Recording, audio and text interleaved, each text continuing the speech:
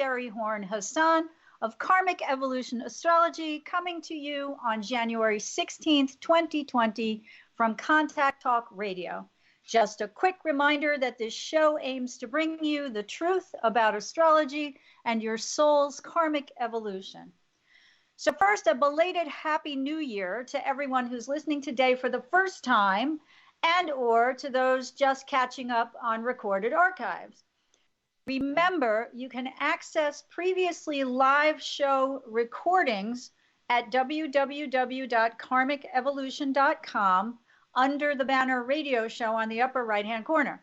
You can also sign up for Karmic Evolution's Conversations About Consciousness bi-monthly new and full moon reports or newsletters on the same website, and or by going to my Karmic Evolution Facebook page and scrolling down on the left side till you hit join email list, and you can sign up there. So if you're becoming an astrology junkie like I once was and still basically am, you won't want to miss any of the shows or any of my more in-depth writings about what's on tap as we all attempt to grow in consciousness through greater astrological insight. Okay, so today my guest is professional Santa Fe-based astrologer Daniel Fiverson, who I'll be introducing properly in just a few minutes. But first, let's get right on to this week's astro news you can use. So Mercury, the messenger god of communication, entered Aquarius just prior to today's showtime at 10:31 a.m. Pacific and 1:31 p.m. Eastern, and that's January 16th. And this marks the beginning of the shift away from the heaviness of all that Capricorn energy in the sky that's been pulling us back toward the transiting karmic Capricorn South Node's collective past. Now, we also had this week the entrance of Venus into Pisces, and that happened on Monday, the 13th. So she also pulled out of, she was already went through Aquarius and is pulling out of that energy and moving into the future energy. So the thing is that this Mercury into Aquarius also follows pretty closely the major Saturn Pluto conjunction of January 12th that happened, of course, in Capricorn, and that I spoke a lot about last week, that kicks off a new 35-year cycle for us all, both on the collective and the personal level.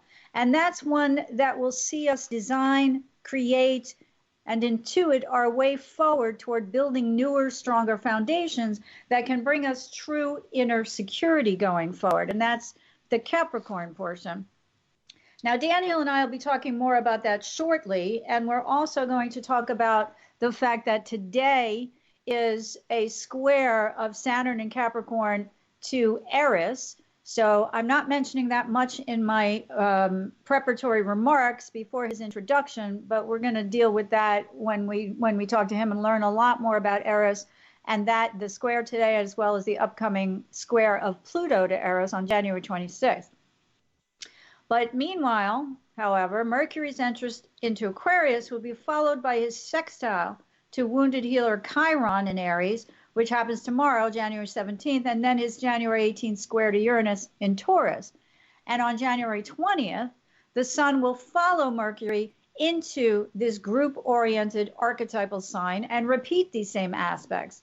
So the Aquarius Sun will sextile Chiron January 22nd, followed later that night or early the next morning, which would be the 23rd of January, depending on your time zone, by his own square to Uranus, the modern astrological ruler of Aquarius.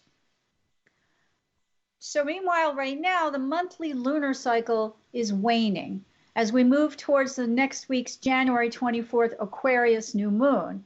But we experience first the third quarter cardinal square tomorrow on January 17th, when the Libra moon squares the Capricorn sun. And this provides us with opportunities to push ourselves toward Mercury's entrance into Aquarius. So on Monday on my Facebook blog, I wrote this: January 16th may bring sudden or unusual communications, announcements and or outside the box aha type revelations now through February 8th. Uranus ruled Aquarius energy also represents legislatures, so news about who's in and who's out of a political race may well surface now.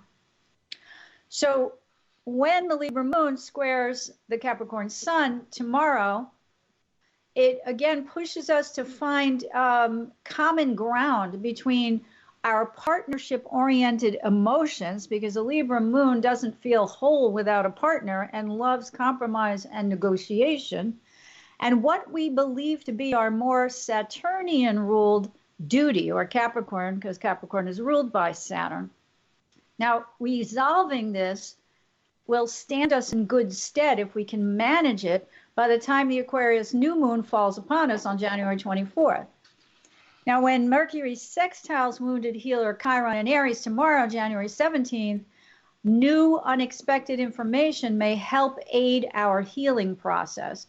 And Mercury in Aquarius can bring also unusual answers to old problems and allow us to better verbalize exactly what ails us, karmically or otherwise now. So speaking about our woundedness, and this is more on a personal level, can hasten healing now as well. And when the messenger god squares Uranus, which I think we've already felt the effects of, because remember, and I've said this before, as aspects between planets are waxing, they are at their energetic strongest. So what I'm going to talk about in a minute is more than likely a result of both Mercury's entrance into Aquarius, his sextile to Chiron, and his upcoming square to Uranus, because they're so close now. We're only 2 days away from that, or a day. So when the messenger god squares Uranus, another unexpected break in our routine calls for us to remain mentally flexible. And it's better not to make rash, impulsive decisions or movements, but rather to use our keen and valuable powers of objective observation now. So again, this slow shift of the inner planet's energy away from Capricorn into Aquarius has begun, and it becomes even more prominent when the sun enters the innovatively brilliant sign of Aquarius on January 20th. So let me say a word first about the Aquarian archetype.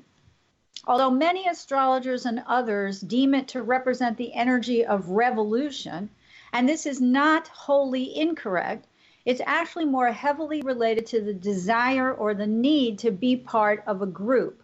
Not only a group of friends, but of any group of like-minded souls that form a kind of community. So the true Aquarian archetype is not independent by nature, but rather group-oriented.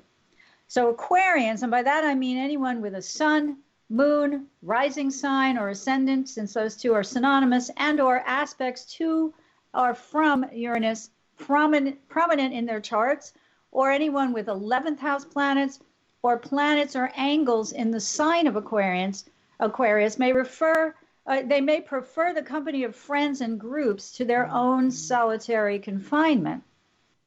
Therefore, low side Aquarian archetypal energy can represent those who have difficulty breaking away from groups, or those we might describe as sheeple, or people unable to separate themselves from the beliefs or ideologies of the groups to which they belong. Aquarius is also a fixed sign. So because it's air, it has to do with communication, rational thinking, logic, right? So we may get stuck because it's so fixed in certain thought processes, which translate or are born actually out of, an ideological belief or belief system. Now, these kinds of groups or communities can be familiar, they can be cultural, they can be religious, they can be societal, or what have you. Now, Jungian astrologer Liz Green goes into great detail about this distinction between, the two sides of Aquarius. I'm going to mention the second side in a minute. In her book, The Art of Stealing Fire, Uranus in the Horoscope, which I highly recommend to anyone interested in the more psychological interpretation of Uranus and Aquarian energy in the chart. And according to Green, It's breaking away from friends, groups, and their mindset that's problematic, as I noted, for many Aquarian-oriented types whose precise karmic mission often turns out to be just that. So this is why the Aquarian archetype is so linked to the Jungian concept of individuation, or the process of freeing oneself from being afraid to be different, meaning to be an independent thinker. So freeing ourselves from groupthink or any group-oriented constraints becomes the karmic mission of us all, especially those of us with heavy-duty Aquarian influences in our energetic astrological makeup. Now, those with more frictional or problematic aspects, squares, conjunctions, oppositions, related to the Aquarian archetype, those of us who have that, I have a Sun square Uranus, we may be or feel to be outsiders from the very beginning. So we're not necessarily group oriented, except that either, from early this lifetime and or karmically being rejected or forced out of groups, is something that many of us may have experienced. And so we're the ones who must learn that we do have a place within the greater world, and that if we do follow our individual aha moment inspired revelations or intuitive processes, we'll be able to work toward the betterment of humankind in some way. Aquarius and Uranus are about, a lot of astrologers liken Uranus energy to Prometheus in Greek mythology, as the one who stole fire from the gods in order to give it to mankind. Well, why did he do that?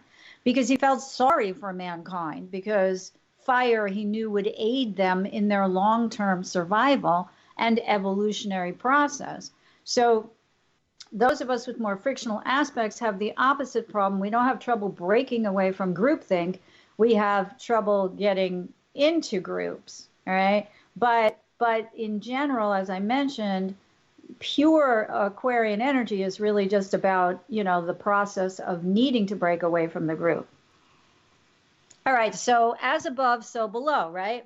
Now, the night before the god of communication moves into Aquarius, one of the major witnesses in our all-consuming political impeachment drama spoke out last night on national television, thus freeing himself from the constraints of silence formally imposed upon him by his bank of merry mischief makers. And yes, I'm talking about Lev Parnas, the Rudy Giuliani associate who told the world on the eve of Mercury's entrance into Aquarius that Donald Trump, the US president, knew everything about what he and Rudy were doing, and that it was in fact the president who coordinated the whole Ukrainian blackmail scheme to shake them down for an announcement of an investigation into the president's political rival in return for congressional approved funds to aid Ukraine in its war against Russian invasion. Again, you guys know, I'm not talking about this because I take one side or the other politically, although I think my political persuasion is fairly clear. And those obviously who don't care for it probably aren't tuning in, but c'est la vie. So you see what I'm talking about in terms of turning the tide away from the good old boy network of Capricorn archetypal energy. Watch for this to have a revolutionary effect on events concerning not only impeachment, but the future of this nation. So the shift toward independent thinking continues, like I said, when the sun moves into Aquarius on January 20th. And since on a mundane level, when we look at world events and their impact on the collective, Uranian Aquarian energy represents the legislature, or the legislative body that makes our laws. Do you think we'll see some formerly Republican allied senators start to break from the current adamant rhetoric about no witnesses and a fast trial, as the Speaker of the Senate, Mitch McConnell, has repeatedly promised the press and the American people, essentially? Oh, and one other thing on this score while I'm on it. Yesterday, we learned that McConnell, by virtue of the power he holds in the Senate, decreed that press coverage of the upcoming Senate impeachment trial, due to start next Tuesday, January 21st, the day after the sun moves into Aquarius, shall be limited.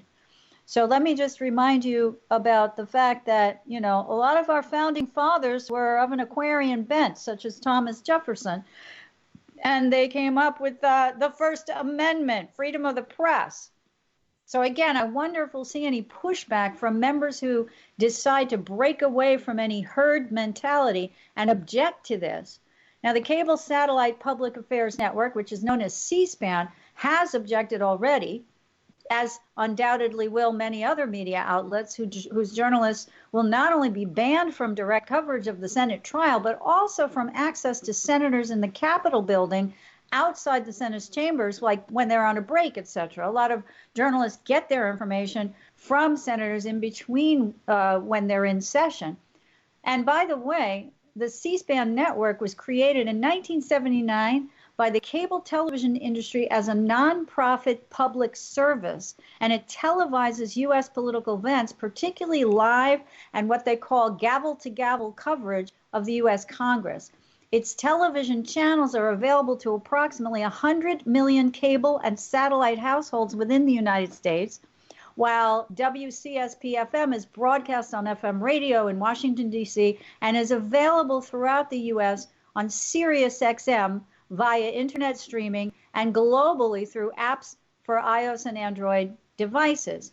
Now, prohibiting them from reporting on the happenings during the Senate trial is a lot of Capricorn blockage, if you ask me.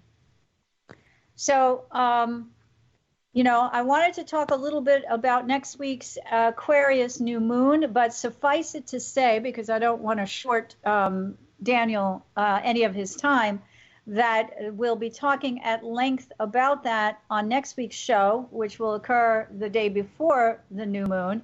But also, again, you can feel free to sign up for my email newsletter, Conversations About Consciousness, which you can do at karmicevolution.com or on my Facebook page called Karmic Evolution. So now it's time to introduce this week's guest. Santa Fe, New Mexico-based evolutionary astrologer Daniel Fiverson studied astrology and has been a metaphysical practitioner of the I Ching and Tarot since the Uranus-Pluto conjunction of the 1960s. Daniel's studies began with the writings of Dane Rudhyar in the 1960s and expanded exponentially when he encountered evolutionary astrology and the work of Jeffrey Wolf Green and his school of evolutionary astrology. He uses mythology and astronomy to inform his astrology and incorporates the teachings of psychological and classical astrologers such as Liz Green, Howard Sass-Bordas, Rick Tarnas, Brian Clark, Austin Coppock, and Demetra George into his work as well. His work is also informed by other evolutionary astrologers such as Rose Marcus, Patricia Walsh, Laura Nalbandian, Deva Green, Kim Marie Weimer, Mark Jones, and Jason Holly, with whom he's studied for the past 4 years. Daniel believes astrology shouldn't be based on cookbook interpretations, but rather on examining why events in a particular individual's life have unfolded, and through examination of the birth chart, determining what is the overall context of that life's meaning and purpose. His writing has been published in the Journal of Evolutionary Astrology, the ESAR Journal newsletter, the Santa Fe New Mexican, and on numerous websites, including his own and on his Facebook page. Daniel and his longtime partner, Susan Waller, produced Holistic Healing Fairs in Santa Fe, bringing together a diverse collection of metaphysical practitioners and seekers in their local community. A CompuServe SciSop, and I think I'm going to have to ask Daniel exactly what that means. Daniel actively committed himself during the 1980s to the development of emerging online New Age communities and to the sharing of ancient sciences in the new virtual world of cyberspace. To that end, he met, studied with, and facilitated workshops for a diversity of authors, Native American elders, intuitives, lucid dreamers, UFOologists, shamans, Wiccans, Seth readers, tarot readers, and other astrologers. Daniel continues to help produce regular astrological events that support astrological education and awareness in his community and online, and teaches classes and workshops locally and online as well. The father of two wonderful children and now a semi-retired IT professional, Daniel enjoys organic gardening, making herbal and mineral remedies, rock hounding, hiking, and biking the trails of the Four Corners region. An award-winning photographer, Daniel's also an initiate of Surat Shabad Yoga, hope I said that right, a practice in the Sant Mat tradition of the Radha Swami Society. All right, Daniel, welcome to the show. How are you today? I'm wonderful, Sheri. It's amazing to hear all that. You know, a lot of my guests say that, and it's so funny because it's like they don't stop to think about it, right? You write your bio, and then maybe you update it, you know, every once in a while, but not that often, right? And then all of a sudden you're like, wow, that's a pretty freaking long bio. All right, so. Well, it means you've been around for a while. So I know. I've been working at it. Yes.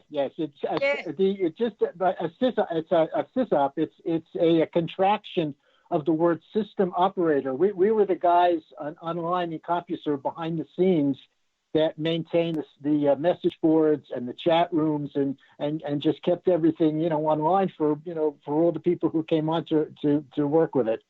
Oh, cool. Okay.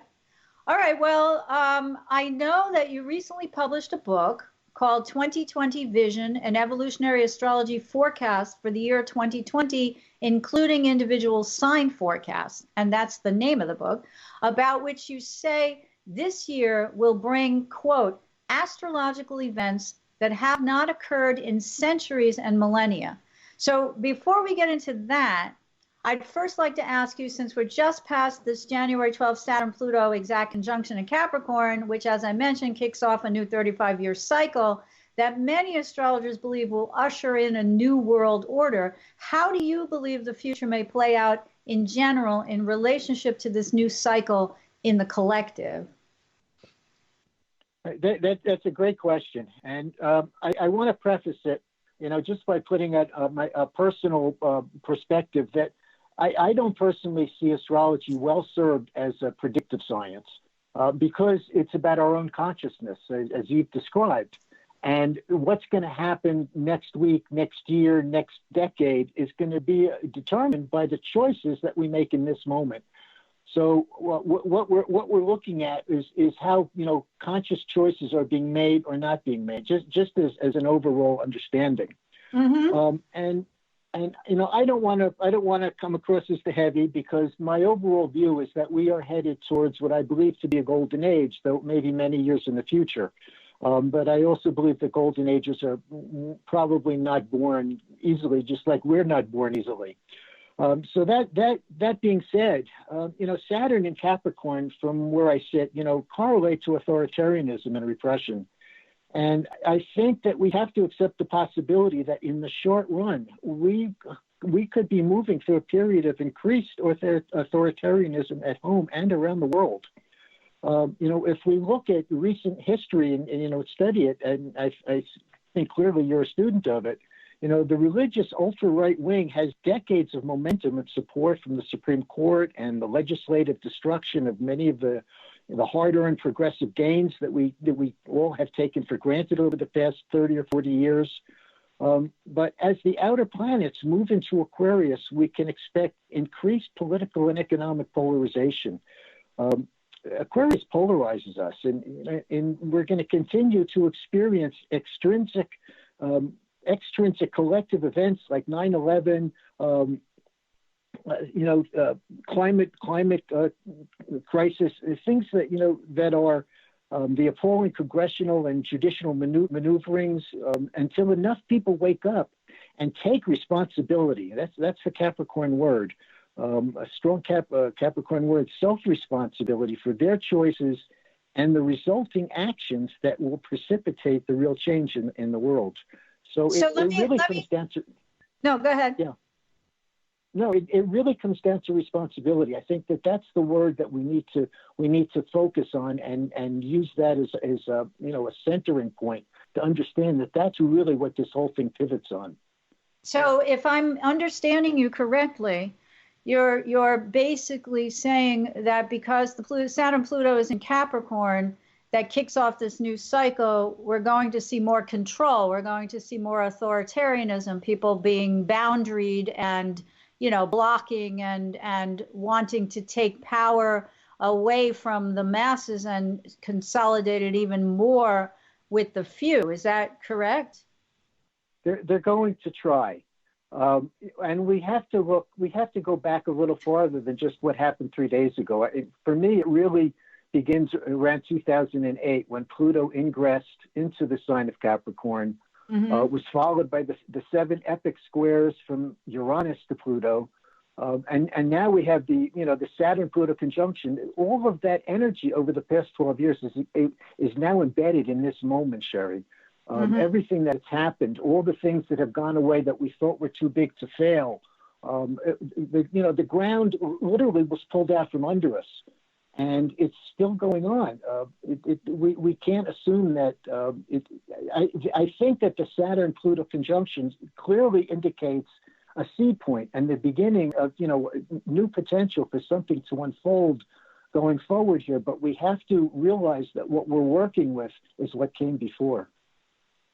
Right, but that's always true, of course, right? I mean, one builds upon the other. I was just thinking before we came on air of a quote from, it's a pop song, so forgive me, I don't really remember the group or the writer, but every beginning is some other beginning's end, Exactly. So, that's true for every cycle.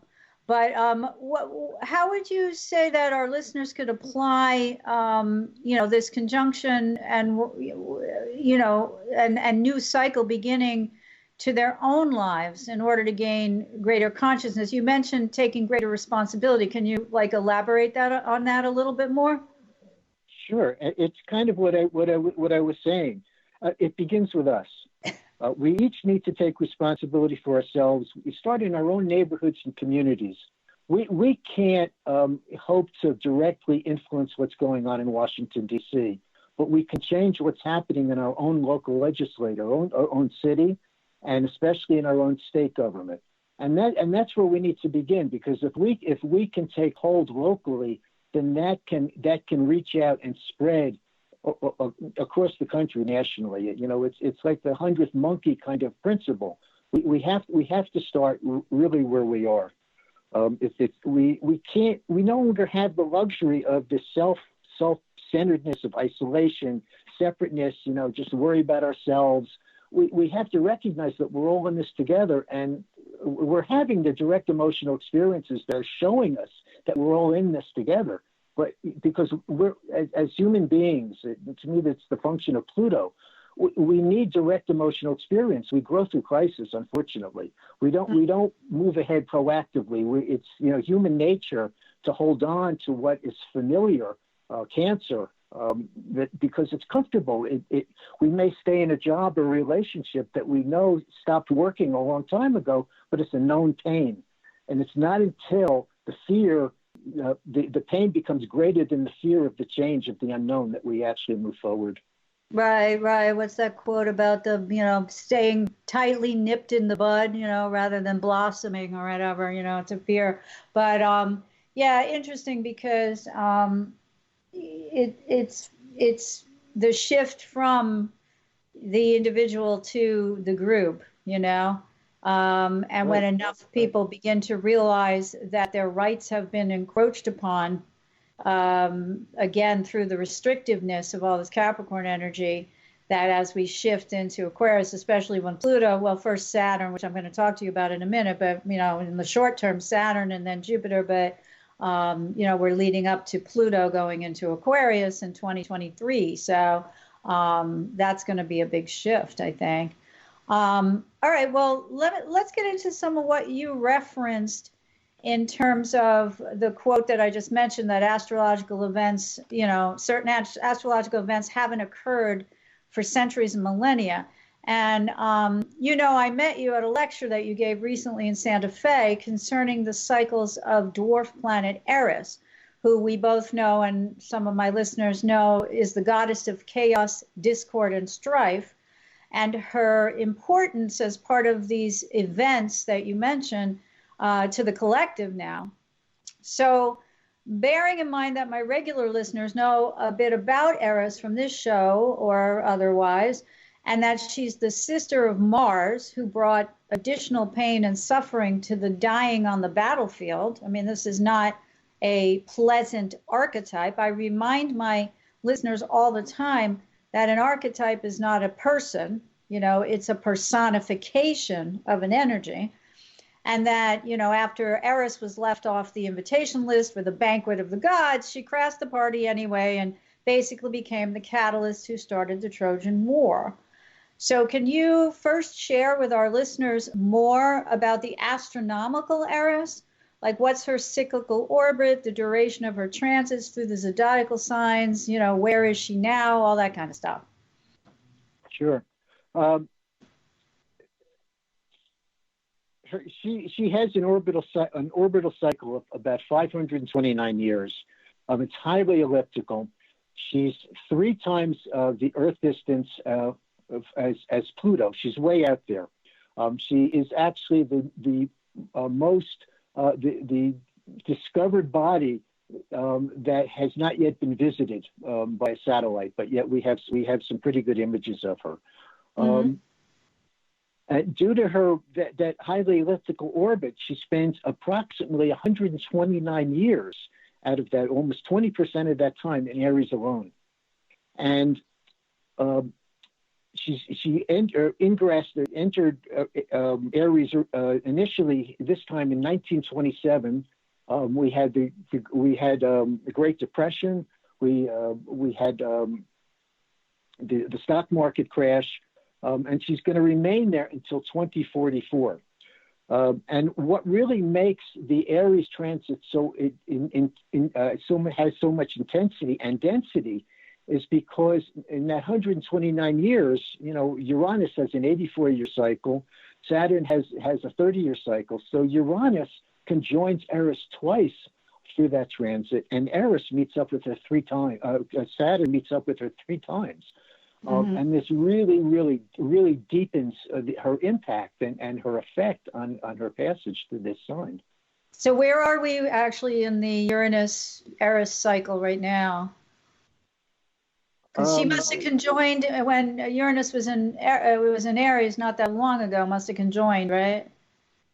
I don't have the date in front of me, but yes, it was several years ago. So probably about 3 years ago. Yeah. Yeah. Yes. Yeah. She's at 23 degrees of Aries, and obviously squaring the 23-degree Capricorn conjunction of Saturn, Pluto, and Jupiter. Right. I have one other question. I'm just curious. Do you know if Eris has an uneven orbit like Pluto? Does she go through, or like Chiron, does she go through the signs equally, or are there shorter durations for different signs? No, they vary widely. She spends most of her time in Pisces. She spends about 75 to 80 years in Pisces, and then 100 to 120 years in Aries. So that's already, 2/5 of her orbit. Wow. Okay. I have on my website. I have an article about her transits back in 2015, 2017, and I mapped it all out. There's actually a graph there that shows her average mean transit through each of the signs. Okay, so you did a really great job at your lecture of outlining the history of these rare aspects by Saturn and Pluto to Eris in your recent lecture. So can you share with us now some of what you discovered, other than what you just revealed? I mean, you talked about Eris moving into Aries, but potential correlation to what's going on now, as well as what may be sparked for the future, especially since I mentioned up front, and I didn't dwell on this because I figured I'd throw it to you. Today, January 16th, Saturn's making a rare square to Eris and Aries, right? To be followed on the 26th by a square of Pluto and Capricorn to Eris. So what can you tell us about that, both of them? Well, first of all, I have to say that because she moves so slow, this square has been going on for weeks. Even potentially months. If she's in the sign of Aries for over 120 years, and there's only 30 degrees in the sign, and she retrogrades like the other outer planets once a year. That means that she passes over every single point. She retrogrades on every single point of Aries 3 times. Okay, I mean it's tremendous. But because of that elliptical orbit, I was amazed, because when I started to do the research for what was going on now, I ran all these reports in SolarFire, and I thought SolarFire was not returning correct results, and so I ran it from all different directions, and I went back literally 4 person. Yeah, that must have blown your mind.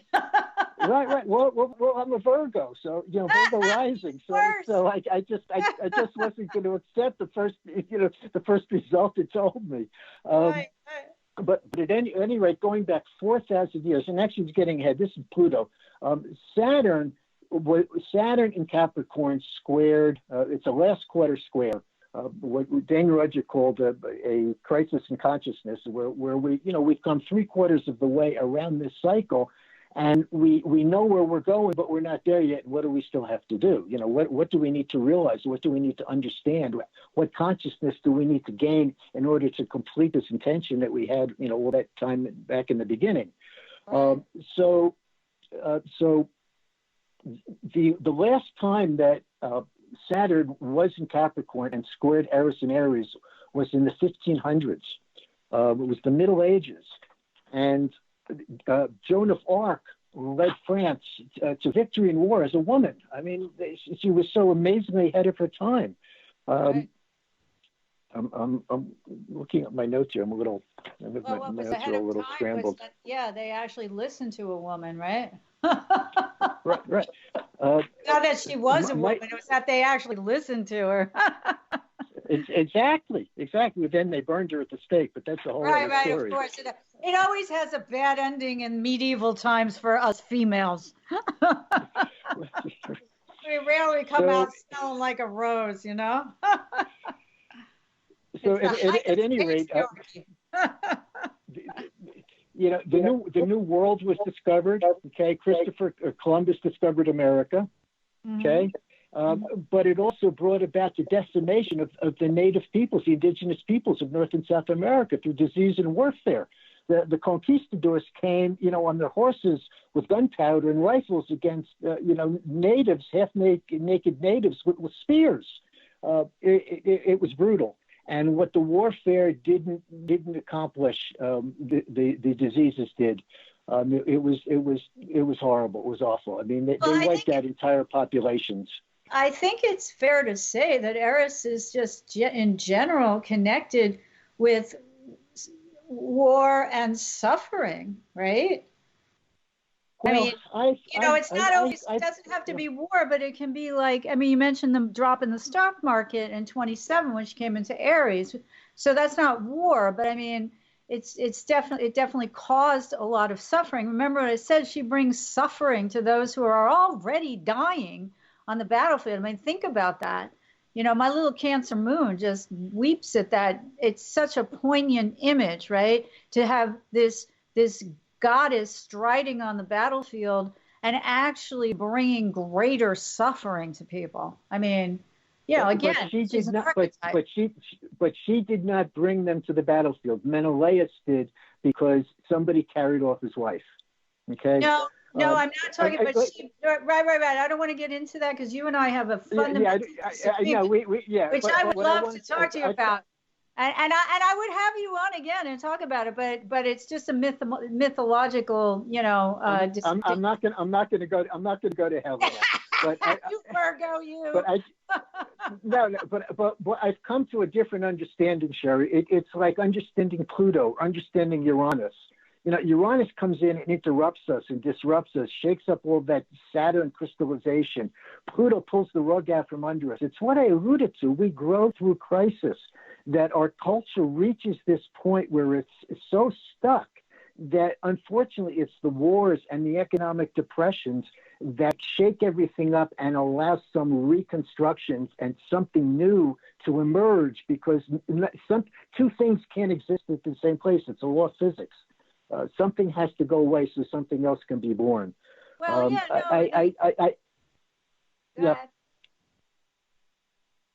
No, I didn't mean to interrupt you. I just will. Okay. I will anyway. Daniel and I have only known each other a short time, but I can already see we got some squares, and it's kind of fun, right? I'm a Virgo rising too, so it's cool. But what I was going to say is, I guess I break it down to a more kind of basic and fundamental mindset, which is that, I agree with you, everything you've said. Pluto's about evolution. And when we resist the evolutionary call, because evolution requires adaptation, right? If we do not adapt to our currently changing circumstances, regardless of how fast or how slow, we will not survive. So it's about accepting the transformation that is part and parcel of the adaptation process. However, what I've noticed, especially astrologically, is with Uranus, is that the change happens suddenly when Uranus is around very often, precisely because we have resisted the adaptive transformative phase, right? Exactly. And we get into Saturn and stuff like that. But the thing is, the more sudden and surprising something is in our lives, whether it's a positive surprise or a negative one, is a direct result. It tells us, especially when it's, we perceive it to be at least initially negative, it tells us that change is overdue. So I just see Uranus as like, dudes, evolve for Christ's sake, get with the goddamn program and wake the F up. Whereas Saturn is like, no, we just, this is how we did it. We always did it this way. Our father did it this way, and his father's father. And, they argue about tradition and blah, blah, blah. Anyway, I'll shut up now. So go ahead. no, what you're saying is true. But if we look historically, so let me finish. Historically, so okay. Besides the genocide of Native Americans, and Martin Luther posted his 95 Theses. Leonardo da Vinci and Michelangelo created their great works during this transit. Okay, so if we come to Pluto, if we come to Pluto, the last transit of Pluto in Capricorn to Eris was in 671 BCE. It was the 7th century. Seventh century before Christ. So this was the axial age that Richard Torrens talked about in Cosmos and Psyche. Buddha appeared in India. Zoroaster appeared in Persia. Confucius appeared in China, and Pythagoras appeared in Greece. Hesiod wrote the Theogony, where I got all the stuff about Eris. The Chinese invented printing, and the sacred Hindu texts, the Upanishads, were written. So there was this huge, it was probably the largest, the most important emergence of spiritual energy and power and personalities in the history of the planet. And it all occurred under a Pluto square Eris. The last quarter square. Wow. And the last one was literally at that time? Is that that's what you said? Well, the Upanishads were written probably over 100 years, but that was the period of time where they were being composed. The first ones appeared. It wasn't a complete text, but that was the time frame in which all this stuff happened. But that was the last time that Pluto in Capricorn squared Eris and Aries? Is that what you were saying? Yes. Wow. Well, so this is a truly, truly, truly momentous square. Yes. Yeah. Well, look at our world. Look at what's going on. Is it anything less than momentous? I think we're moving through one of the most critical times in American history. Yeah, but you know how it is. And I'm glad you're saying that, because that's why we're doing this show. People disregard that. People take, especially given the past 3 years in America in particular, but also in Britain and, other places, that we have, because things have been so crazy, quote unquote, we're accepting that as the norm. A lot of us have become numb, I guess, comfortably numb. Let's remember, this is leading up to the U.S. Pluto return and the Neptune opposition in the next 2 years. Actually, the chart that I work with, which is a year before July 4th, 1776, we're already in orb of the Pluto return. And the Neptune opposition, look at the clash of beliefs, Sheri. Look what's going on. Well, it's palpable.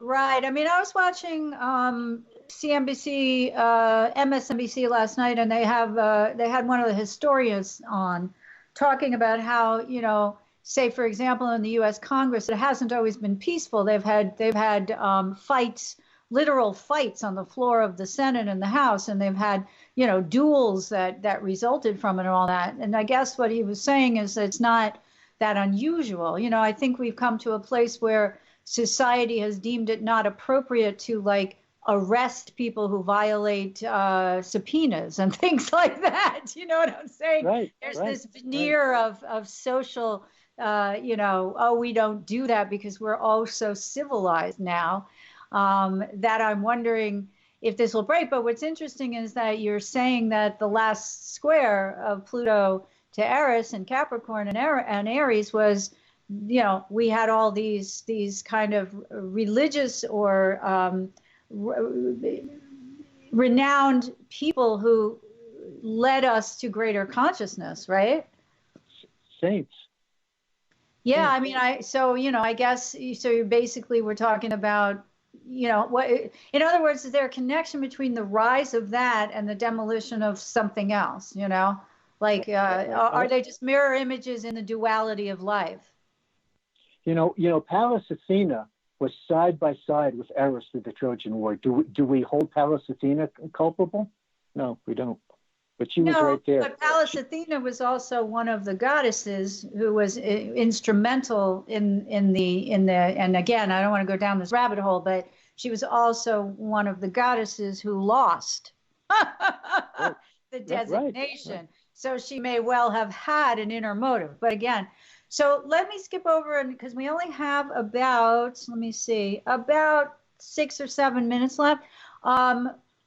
Given all this talk about Aquarius versus the Capricorn, you mentioned Saturn into Aquarius because we both know that he's going to ingress into Aquarius on March 21st. I've had others on the show talk about that, but he's going to retrograde back into Capricorn on July 1st before going back into Aquarius again on December 17th. So he goes into Aquarius on the 21st, back into Capricorn July 1st through December 17th, which is a pretty big chunk of time. Also our U.S. election, etc., and then conjoins with Jupiter on December 21st. I don't really want to ask you about Jupiter-Saturn because that's something that everybody's talking about, and we'll get into that later. I'm kind of like feeling like that's the horse before the cart. So what's your take just on the movement of Saturn into Aquarius, given, all the rest that we've been talking about? Well, you covered Uranus so well. I mean, it's about individuation. But Uranus, and Aquarius is about wanting things to change. And we know that Saturn was the traditional ruler of Aquarius, right? Well, right. There is a segment of people with prominent Uranus or prominent Aquarius who want things to change, but they want things to go back to the way that they used to be. So we're dealing with a push me pull me kind of situation here. As we individually and collectively self-actualize, we coalesce into self-organizing groups of like-minded souls.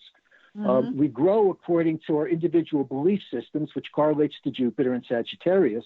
But given the degree of polarization that we've seen develop in the world, we have to expect this polarization to increase to a point where, like rain bursting from a water-soaked cloud, it must precipitate out. We're working through a system that's going to max out before it begins to transform into its next stage. So again, it's a little bit like what you were saying about Saturn, Pluto, and Cap, right? I mean, it's going to increase this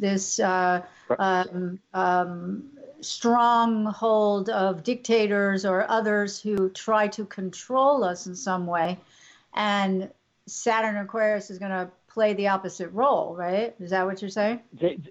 We're already under their control, Sheri, unfortunately. I don't know if people really understand the impact of Supreme Court rulings like Citizens United. They decided that money is free speech. There's nothing in our Constitution that protects human rights, believe it or not. The Constitution is all about protecting property. And the Supreme Court in its history has upheld the privilege of property, not human rights. Every freedom that the Supreme Court has granted has come with bloodshed or by tooth and nail. That's a great point, Daniel, and I'm really I'm really happy you made it. It's really interesting. Citizens United, for those who don't know, in addition to what Daniel just said, the Supreme Court essentially equated corporations with individual people and accorded them or afforded them the same rights, which is why, in part, we have so much corporate money in politics. So yeah, things have gotten much worse. I mean, a corporation, what I always think of, what's the line in Shakespeare? And I don't know the whole quote, but the Merchant of Venice, he says, because he's a Jew, right, who's ostracized, he says, am I not human? Do I not bleed? Right? And it's like, does a corporation bleed? Does a corporation lose sleep at night, worried about their sick child in the hospital? So how they came up with that. But your point is well taken.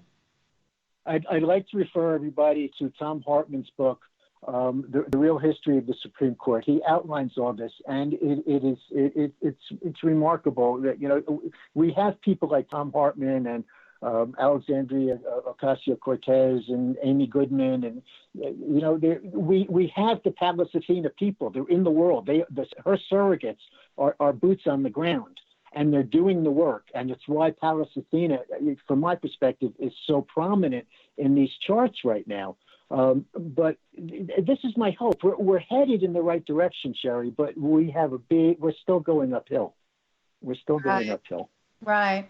Well, Daniel, I'm going to have you back on my show because it's fun talking to you and you have a wealth of knowledge. But before I let you go, I want you to do us all the favor and tell everyone how people can buy your new book, how they can find out what you're up to now and in the future, and how they can reach you if they'd like to book a reading with you. Sure, thank you. I've just published a complete forecast, an evolutionary astrology forecast called 2020 Vision. It's on Amazon. It's available in ebook or in paperback. I blog regularly on my website, the number 4, evolutionaryastrology.com, and you can reach me directly by email, daniel@evolutionaryastrology.com, or call me at 505-930-2748. Great. And I'm sorry,